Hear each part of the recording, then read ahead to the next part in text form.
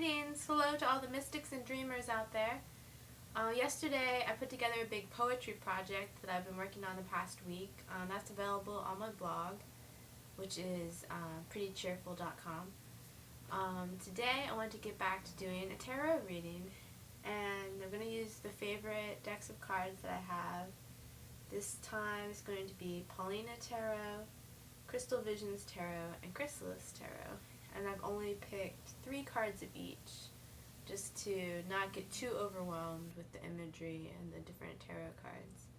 So last time it's been a lot recently, which I like. I like having a lot of different cards to look at, but I thought I'd scale back just a little bit today. Let's see what we have here. I have shuffled and drawn the cards, but I have not looked at them yet. Ooh, 9 of Swords. Here we have something a little ominous.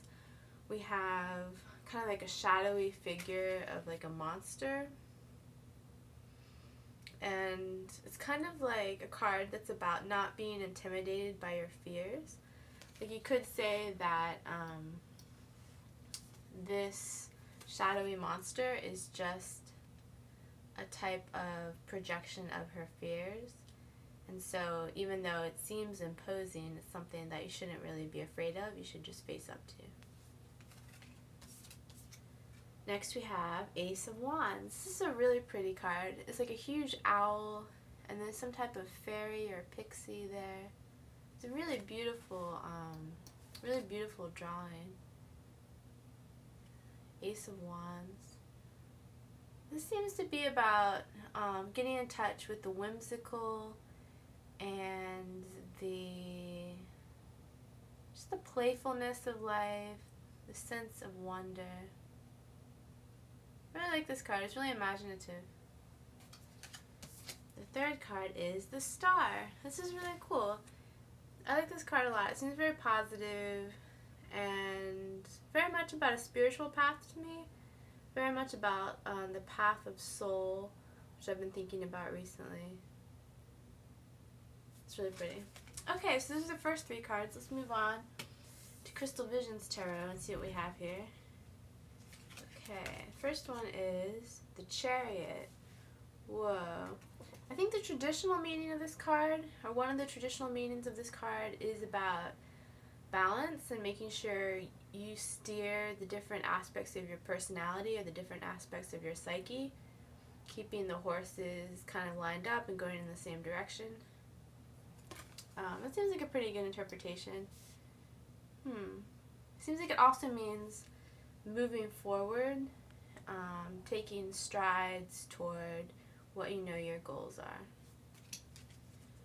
Next card is Page of Swords. This card, she doesn't really look angry in it, but she seems like she's like, don't mess with me. Because she has that sword there, she's kind of like lounging, and yet she has the sword out, so it's kind of like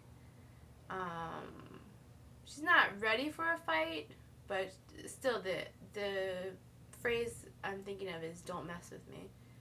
That's kind of interesting. It's a very strong card about strength and having strong boundaries. The third card is Ace of Swords. A lot of times when I get the Ace of Swords, I think of that idea in consciousness studies about the sense of I am that is at the back of everyone's mind, the sense of existence and who you are as a person. That's how I think of it. I don't know if that's what other people interpret it as, but Ace of Swords. Yeah, it's really, to me, I'm just focusing on how it's a very much the I am, or the strength of standing tall for who you are, like standing up for what you believe in, and not being afraid to stand out a little bit.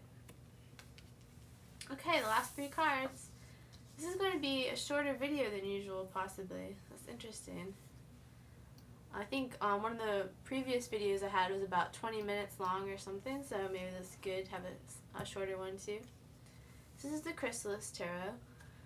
We got 3 of Scrolls again. We had this card last time. Last time I thought it might be about the difference between intellect and nature. Let me see, today, I'm not sure.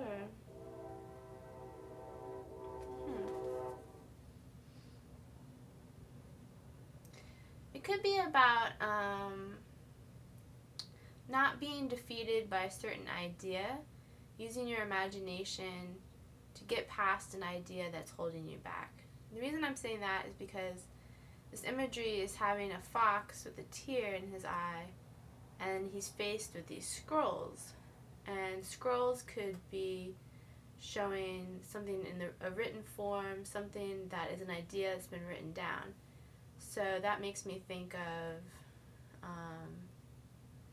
sometimes the ideas that we have create really strong structures in our mind, and sometimes it's helpful and sometimes it's not. So sometimes it's good to move forward in a more imaginative way.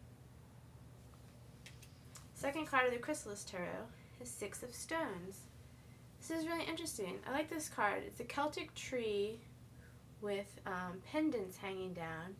You know what's really interesting? I never knew what this was about, but I've been reading a book called North Star Road. I think it's by Kenneth Johnson, and it's from the mid-90s. I think it was published by Llewellyn, and he was talking about how different traditions around the world, many of them have the concept of a world tree as the center axis of a shamanic journey.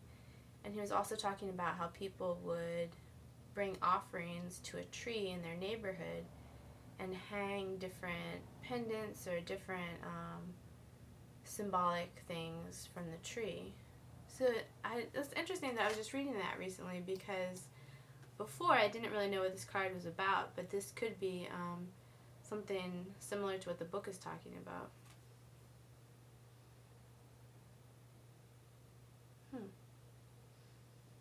So in that case, if we're going to reflect on that book about the world tree and about bringing an offering to the tree, for this card, it could mean a lot of different things. I'm thinking about that strong sense of having your center, because since in the book North Star Road,